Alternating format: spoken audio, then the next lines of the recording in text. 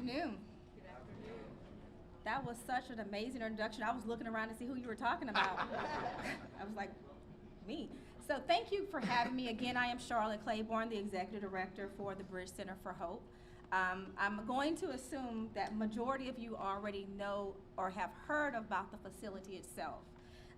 So without further ado, the Bridge Center for Hope is a 26,000 square foot facility that is located in the heart of Mid-City. It is positioned that way because you, the voters, asked to have something centralized because we not only serve Baton Rouge, but we also serve Baker, Central, and Zachary as well. And we wanted to have something that was predominantly in the center of the parish so that it would be easily accessible to anyone. It's also a 26,000 square foot facility that holds 4 units and 6 programs. This is the only crisis receiving center in the state of Louisiana. There has not been another one that has been stood up yet as of today. One of the things that I want you all to understand about the Bridge Center for Hope, when I explain what a crisis stabilization or crisis facility is, a lot of people don't understand what that means. And so the easiest way for me to make it in layman terms is when we were younger and we would break our bones, we would go to the emergency room and we would wait for a little while and then they would set the bones and then we would go home. A couple years ago, something came up called urgent care facilities. Y'all remember those? Those how it started off with one and now you see one on every corner. So now if your child or you break your bones, you can go to the urgent care facility and you're not having to wait. You're immediately seen and assessed and then they set your bones and then you're on your way. The Bridge Center is kind of like that. It's like urgent care for your mind. That's the easiest way that I can categorize it. We provide the same stabilization services that the emergency departments offer, with the exception of the fact that there is no wait. You're immediately seen and assessed with the Bridge Center. The only thing that we don't do is we don't do non-ambulatory. So I mean, if your arm is falling off and you're bleeding profusely, then of course you need to go to the emergency room. But if it's strictly just a mental health or a substance use challenge, then you can easily come to the Bridge Center for Hope. And the first thing that you're going to do is you're going to be greeted by a peer support specialist. And what is a peer support specialist? That is someone who has lived experience. That is someone who has walked the walk and talked the talk that those people are experiencing. And we find that it's a comfort to them for somebody to know exactly how they feel, for that be the first person that they encounter. So when you come to the Bridge Center, the first person you're going to encounter is a peer support specialist. And that peer support specialist is going to tell you that we got you. We have you. And then you're going to go through a series of different things like triage. So in 2019, the Bridge Center for Hope contracted with RI International. The reason why is because RI International is a nonprofit crisis provider that operates out of Phoenix, Arizona, but they have over 10 crisis facilities in 10 different states, with Louisiana being the latest. They have over 50 programs and services, and they also are in 3 countries.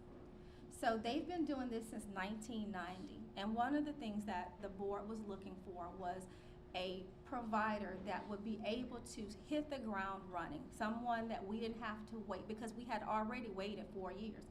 The Bridge Center for Hope has been around since 2016.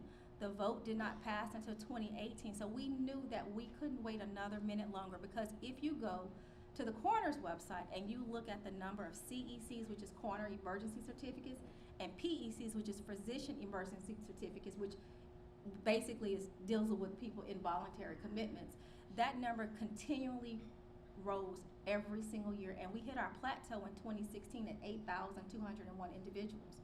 That's 8,201 individuals that had some type of mental health issue, where 2 doctors attest to that. So we knew that when we opened up the Bridge Center, we wanted to hit the ground running. We wanted to be able to utilize a provider that not only knew what to do, knew how to do it effectively. And that is why we chose RI International. Now, we did do a national search, and that's one of the providers that did respond to it. But that was one of the standing points of why we chose RI International to be the service provider. Before I go into the units of the Bridge Center, I want to show you all this video. And what this video does, it gives you a glimpse of what the facility looks like. It gives an overview of the services and programs that we provide, and then I will go back and just go in a little bit more detail with it. When we took a deep look at our community, we saw that thousands of people living with mental health and substance use challenges were not getting the care they deserve. We saw a great opportunity to better support people in crisis.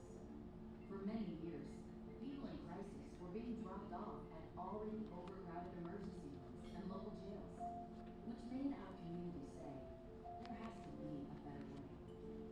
Introducing the Bridge Center for Hope, a new state-of-the-art crisis receiving center, a place where people experiencing mental health and substance use challenges can get the help they deserve. The Bridge Center for Hope utilizes the Crisis Now model, an evidence-based approach to crisis care that provides immediate help for those in distress, prevents suicide, reduces cost, and the strain on emergency rooms and prisons. We created a safety net to stabilize people with mental health and/or substance use challenges by providing immediate crisis services and connecting them with service providers and community resources. Services include 23-hour observation unit, 16-bed short-term psychiatric unit, 16-bed medical detoxification unit, 16-bed center-based respite unit, care management team, and a mobile response team. The Bridge Center for Hope, in partnership with RI International, provides individualized treatment and resources that will help East Baton Rouge Parish residents, 18 and older, overcome their mental health and substance use challenges and lead healthy, happy, and fulfilling lives. Learn more about the Bridge Center for Hope at brbridge.org. The funny thing about that video is all of those individuals are employees because we didn't have the financing to hire actors. So that person walking in is me at the end of the video. So if you see, you're like, she looks familiar. That's staff, and that's me because it was easier to do it that way. But on that video, one of the things that it told you is that we have what is called a 23-hour observation unit. So when I explained to you before is when someone comes to the facility, whether they come through the front door or whether they come through our first responder entrance, the way the Bridge Center is set up is two ways.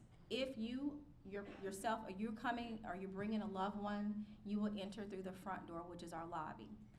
For first responders, they have their separate entrance. And when I say first responders, I mean all of law enforcement and EMS. They have a separate entrance in the back, and that's by design because we want them to be able to get in and get out quickly as possible and then go back onto their duty. So their entrance is in the back. Everyone goes to this first unit, which is called the 23-hour observation unit, and it's designed as a stabilization part with 16 chairs. And the reason why we have 16 chairs is because we do a 15-minute acuity check every 15 minutes.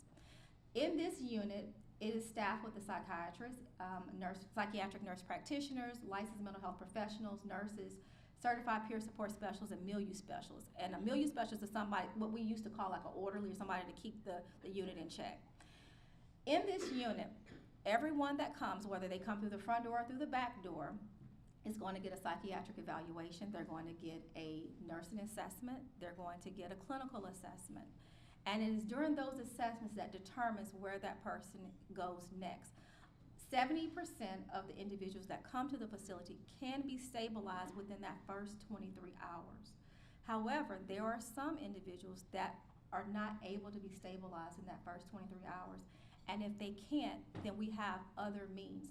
The next unit that we have is our 16-bed short-term psychiatric unit. This unit, the average length of stay is 3 to 5 days. So for someone who is not able to be stabilized in that first 23 hours and they still need a little bit more services, then they will come to this unit. This unit is staffed with the exact same staffing pattern that we have in the 23-hour observation unit, but the services here are a little bit more robust and intense because now you're having to talk to your clinician, or you're having to work with a group. We're doing group therapy, you're doing individualized therapy, because the goal, again, is to stabilize you and then have you return back to the community. If we go back to that 23-hour observation unit and it's not psychiatric, but it is more of a substance use challenge, then you go to our 16-bed medical detoxification unit, which also serves as withdrawal management. And the reason why I make that distinction is because there are two different things. Withdrawal management is for our MAT service, which is medicated assisted treatment. That is for your opioid individuals. You treat them and you detox them totally different than someone who is on cocaine or methamphetamines. There's two different ways to do that because you're having to administer two different drugs. On this unit, our medical detoxification unit, it's the same staffing pattern with the exception is that we have an addictionologist. That is a psychiatrist who specializes in addiction treatment. And that is important because we need to make sure that person knows what the newest and the latest drugs and how to manage that person who's coming off of whatever drug or addiction that they're facing. It also has a robust daily schedule. We also have your individual assessments and your individual therapy and your group therapy in this department too. That little box at the bottom, that with the green grass, because this is your substance use, we know that people who are having issues, they can't keep still, so they have to have fresh air. So we do have a patio on this unit where they can go out and get fresh air. But again, when they go out, they're going out with a staff member, so there's never alone. And we also do group out there. We can also do individualized therapy out there as well. The next unit that we have is called our 16-bed center-based respite unit. This is designed as a step-down service for those individuals who have gone through that 23-hour observation, they have gone through that 16-bed psychiatric unit or that 16-bed medical detoxification, and they are now stable. If they don't have anywhere to go, and I mean in the sense of there's a housing situation or they're in a group home situation or they're in a home situation, but it's not quite stable. Instead of them going back to that environment, they can go to this unit for a few days so that they won't go back into crisis, because the whole goal is not to stabilize and then for you to go back into crisis. So if we have to keep you a few more days, we can. This unit is also open to referral sources such as the hospital. Like if they are discharging someone and that person has a housing situation and is set up, but it won't be available for 2 or 3 days, then they can come to our respite unit as well. This unit was not utilized very much last year. We only had 55 people that utilized this unit.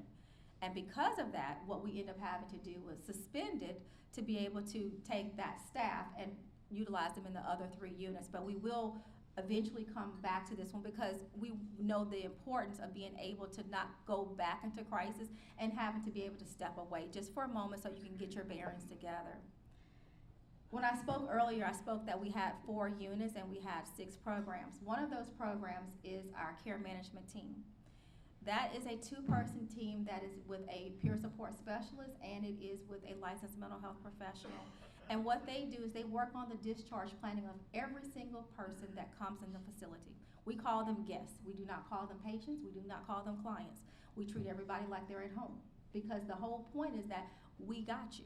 We do not want you going back into the same situation that you came in, because when you come to see us, you're at your worst. And we want to make sure that when you leave us, you're at your best.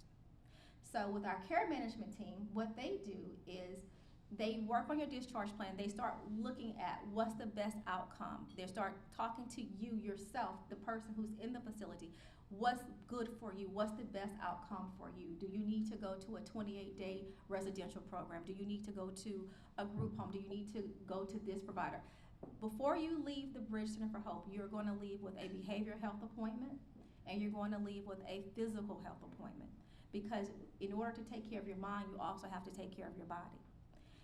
That team of ladies, what they also do is they will follow you for up to 72 hours, and well, for actually up to 30 days if necessary. Meaning that once you're discharged, if we discharge you to a provider and your behavioral health appointment is not until 2 weeks from now, we're going to keep in contact with you because the goal is for you not to go back into crisis. And what we do is we take all of your barriers away. And what I mean by that is this. You have a lot of people that will say, oh, well, I don't have insurance. That's not an issue. We take anyone from Medicaid to commercial payer or no payment at all. You have people that say, well, I don't have a way to my appointment when I leave. They will take you to your appointment. We'll make sure that you get there because the goal is, again, for you not to go into crisis. The only barrier that the Bridge Center has is the age. You have to be 18 years and above to access the facility. And that's the only barrier. And people don't understand that it sounds too good to be true, but you guys made it too good to be true. And I say that because when you come to our facility, regardless of your income, regardless of your demographic, it doesn't matter. If you have insurance, great. If you don't have insurance, that's fine too. You will never get a bill from the Bridge Center for Hope, because the last thing you need to be worried about is how you're going to pay it once you leave our facility. You're never going to be turned away from the facility either, because we're open 24 hours, 7 days a week, 365 days a year. And that's by design, because we know that crisis doesn't happen between 9 and 5. Sometimes it happens at 3 o'clock in the morning, sometimes it happens at 2 o'clock in the afternoon. I was talking to Jerry yesterday, and I was telling her before the facility opened, my cell number was the only number that was associated with the Bridge Center for Hope, and my phone would ring at 3 o'clock in the morning, sometimes at 4 o'clock, whatever. I always answered, because I never knew who was on the other end of that call, and I did not want to be the last resort or the last hope of that person. I didn't want to be that. I didn't want somebody to say, well, if they don't answer, then they don't care. I care, so I always answered, no matter what time of day or night it was. I had one call that came in from a lady out of state. Her family member was a retired LSU professor, and he was in the process of wanting to commit suicide, but she was living out of state, and this was in the middle of COVID, right at the end of 2020. Because she lived out of state, she could not call 911 because it was going to dispatch her to her state, so she called my phone. So I have her in one ear, and I have EMS in the other, because I'm here, and she's giving me all the information, and I'm transposing that information to EMS. And sure enough, when they got there, he did have a gun to his head. They were able to get a family friend to come as well, and that person went to the hospital because we were not open. But that's what the reality is, because you never know when it's going to be you or someone you love, because what we've learned is that mental health and substance use does not discriminate at all. It has no respect of person. We've treated people who are homeless, and we've treated people who lived in the country club at our facility. And it's designed to be anonymous, and it's designed to be like a family setting. So it doesn't matter where you come from, you're going to be treated the same no matter what. The last program that we have is called the Mobile Response Unit, or the Mobile Response Team, and that is designed to provide crisis stabilization services in the community. The way that it operates is under the Louisiana Department of Health Coordinated Crisis Plan. So right now, you have to have Medicaid to utilize that service, because that's the only reimbursement mechanism that we have. But we're looking into other means. But right now, if you call 911 and EMS picks up, you can tell them you want to come to the Bridge Center, and they will bring you to our facility. So the question that everybody wants to know is, how are we doing? We opened on February the 11th of 2021. So we've been open a little bit over a year. What is that, about 17 months, 18 months now going on? So during that time frame, we have treated 3,738 individuals. And when I say total presentations, that's the number of people who have come to the facility. Not the total people who have been admitted, but the total people who've come to the facility. Because there are some people who just want resources. They just want information. They don't necessarily fit the criteria to be admitted to the facility. The total number of individuals that have been admitted since February the 11th of 2021, this number is from the 11th of 2021 until June 30th, is 3,553. That's total admissions. Of those total admissions, 2,290 were direct entries. And what I mean by that is walk-ins. They came in and pressed that buzzer on the front door. 1,263 were escorted by first responders, either law enforcement or EMS, brought those individuals. To also expand on those demographics, when we talk about East Baton Rouge Parish residents, we don't turn anyone away, so we do cast a wide net, and by us being the only crisis provider, we've served over 31 of the 64 parishes here in Louisiana. Now, how does that affect you? Because I get this question a lot about what my tax house. The Bridge Center only covers the indigent population for East Baton Rouge Parish. However, RI International, our partner, covers everybody else. So last year, when we spent $8.7 million in total funding, they picked up the tab for about 3.5 million of that, and that was to treat everybody else who was indigent out of parish residence for the facility, because we don't turn anyone away, because you don't know what's gonna happen to that individual, and you want to make sure that they get the best care that we could possibly give them while they're there. Of our demographics, majority are men. 77% were male in 2021, and this year 74%. 23% were female in 2021, and 26 are female this year. When I talk to individuals who are not familiar with the services, to make everyone understand, right now we have an opioid epidemic going on. Yep. And a lot of people don't understand how that impacts not just you, but other family members. And so what I tell people is that 70816, 70817, 70815 zip codes, those areas have the highest overdose in East Baton Rouge Parish. So if you're not familiar with those, that's your Sherwood Forest, your O'Neill Lanes, your Corsi Boulevards, that area right there. And the number one of that population is white males between the age of 29 and 44. And so we canvass that area. When I say we, I myself actually get out there, boots on the ground, walk around, and I go to the hotels. I try to leave information to make sure they're understanding. Not only is the Bridge Center open 24 hours, 7 days a week, 365 days a year, there are organizations out there that will bring you to us. If you don't have to live like that. And so but you know, you're only ready when you're ready. You can't force anybody to be ready. But I want people to understand that the Bridge Center for Hope is here for everyone, myself included. Last year in 2021, how many people remember we had a May flood event? My house flooded. I don't live in a flood zone. Thank God I have insurance, but I still don't live in a flood zone. So in May, my house flooded. In July, my dog of 11 years died. And in September, my father passed. So I had one thing after another. And the thing about it is, because I have a wonderful board and I have a wonderful provider, I had someone to talk to. But if I didn't, I knew that the Bridge Center was there. If it came down to it, I knew that I had a place to go. And you all have a place to go. You all have somewhere to go. It does not matter. You all are over 18. So you all fit the criteria. So if it gets to that point and you're 17, then we'll be like, okay, hold on. But that's the only criteria that we have, is that you have to be 18 years and above. And that's because there are laws in place that we can't mix children with adults.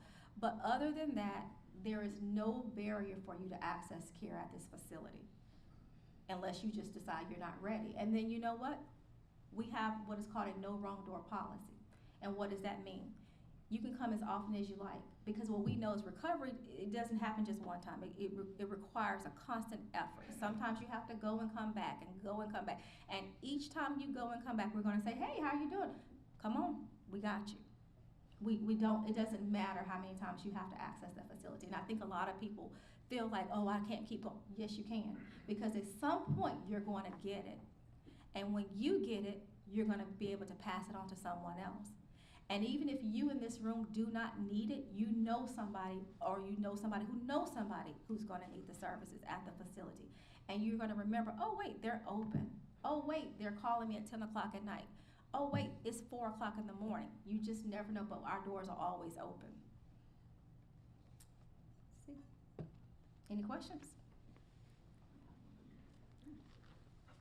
Charlotte, let me just say, if you'll notice, we've got microphone stands set up in the room, and we've gotten some feedback that some people can't hear the questions, and also we can't pick it up on the audio video. So if you have questions, please direct them through the microphone stands, and we do have some time, so. I made sure, because I Thank know you. at 1 Yes, ma'am, o'clock we you're going to do. yank me off this time. Got the hook. That's right. What's the criteria for EMS and police to deliver a guest to your facility as opposed to the emergency room? Actually, there are no criteria for law enforcement. We do involuntary and we do voluntary as well. The issue with the bridge center, one of the things that we made sure was when we take someone from a first responder, that we get them in and out. So our average handle time for law enforcement and for first responders is 3.3 minutes. So when they come to our facility, they ring the doorbell in the back.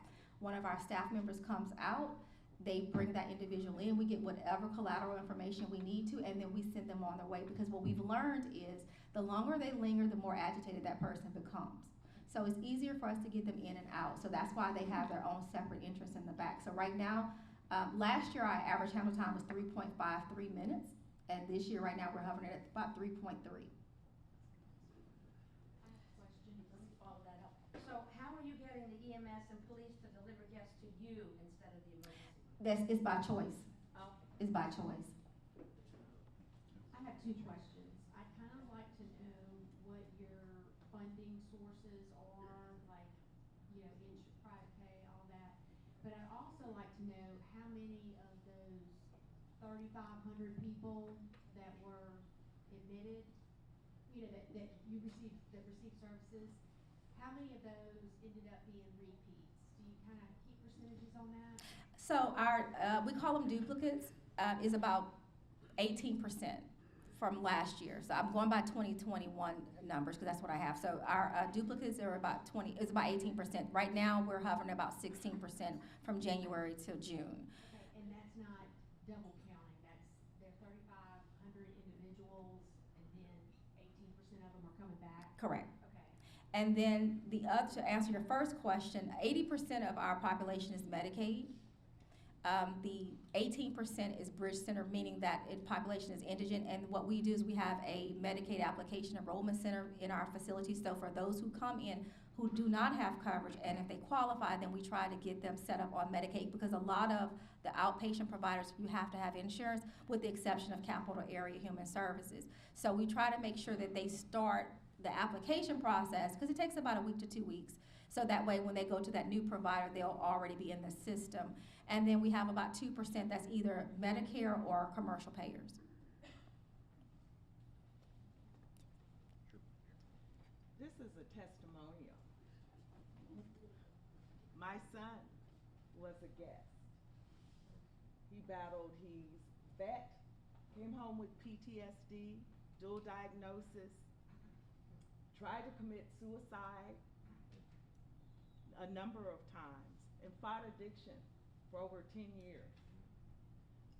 In and out of jail, and it wore on the family, the entire family. And one day, I took him to the bridge. It started his recovery, and he had to go back. He was a return guest. It was the first time in being in and out of mental health facilities, VA facilities, that it worked, because he felt like people cared. The staff was exceptional. There were peers who had experienced what he had experienced.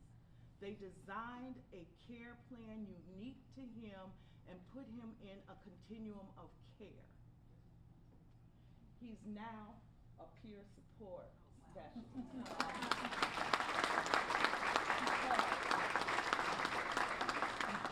Of the bridge. He's alive. Remember that when your friends call you at night, or your child, your mother or your brother has challenges, there is a place. Thank you. Yes, sir. Let me thank you for what you guys do. Y'all do an awesome job of addressing some of the acute situations that we have, and they're becoming more and more common. But my question really has more to do with one of the problems that I'm more familiar with, which is the unhoused population, the people that once they are, you guys say, worst self, best self. With that population that are mentally ill, best and worst self very frequently co-interact, I guess. And my question is, how do y'all determine when somebody is ready to get back into the community and be a citizen? And what do you do if you realize that they have issues that you can't address that are more long-term in nature, to partner with other organizations in the community? Okay. For the unhoused or housed or homeless population, our homeless population is about 7%. And so for individuals who come to the facility that are considered homeless, we all know that Baton Rouge does not have sufficient housing. So we have the same challenges that the hospital has and any other provider has as well. And unfortunately, we have a 7% rate that goes back to a homeless shelter for the most part. I think last year was like 149 of the 2,100 individuals that we saw.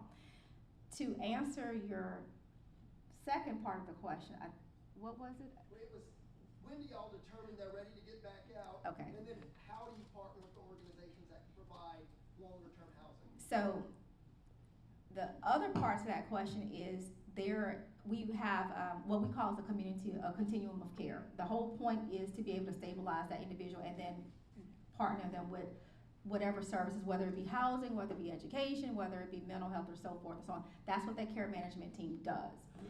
Because we are a stabilization center, we have different laws than what the hospitals has. The longest that we can hold someone is 7 days. If that person acuity level is still not where it needs to be after the 7 days, then we utilize our community partners. We either go to a freestanding mental health clinic or we will go to the hospital, but we won't send that person back on the streets. We will just have to rely on those individuals or those agencies or organizations to be able to transfer or refer those people there because they can stay for 15 days, but that is Louisiana law. 15 days is the max. The only way that you can stay longer than 15 days is they will discharge and then put you back in. There is about maybe 1 or 2 people that are still at the lake that has been there maybe 1 or 2 years, and that's because they're so gravely ill, they have nowhere else to go. And Louisiana only has 2 long-term care facilities. One is called East, and that is forensic. And the other one is called Central out of Pineville, and they have a 5-year waiting list. So there is no long-term, quote-unquote, housing or places for people to go other than your group homes and things like that. And with that being said, we have a list of places that we know work because it's been trial and error. And we've gone and we've investigated, we've looked at these places. So depending on that person, because again, like what Jerry was saying, we work with the individual on their discharge plan. We don't just tell you where you want to go. We ask you, what do you want to do? What's going to help you be successful? So based on that individual, that determines where you go and where you land. So a lot of times it's back home or is home with an IOP, which is an intensive outpatient treatment program, which is going to monitor you a little bit more closely than just having you to rely on yourself. One quick Yes. question. Ms. Charlotte, I appreciate what you're doing. Thank you. Thank you. I wanted to know if, as far as longer term care for people that have problems, and I had a crisis about 4 years ago in our family where my son-in-law was in critical condition from a heroin overdose. And I decided with some of my real estate holdings to turn one of those homes into a sober living house. Oh, great. And it's managed by the Oxford House organization. And it houses now 6 women that are recovering. They've gone through the detoxification process, and now they're in a safe environment where they can develop long-term habits that will make them successful once again in society. So do you look for resources like this in some sort of directory? I would like to get in touch with your organization. Okay, first of all, thank you. And second, yes, we do. We absolutely do. We look for any and every resource. There's no stone unturned because sometimes you have to go unorthodox to be able to help someone. So we do have any type. Do you have some sort of contact number or, Yep. or I can exchange a business card with On you? your tables, you should have a brochure. Okay. In there's a info@vrbridge.org. That comes directly to me. And then I also have my business card if you want to have that as well. Thank you. Thank you. Thank you very much. We are adjourned.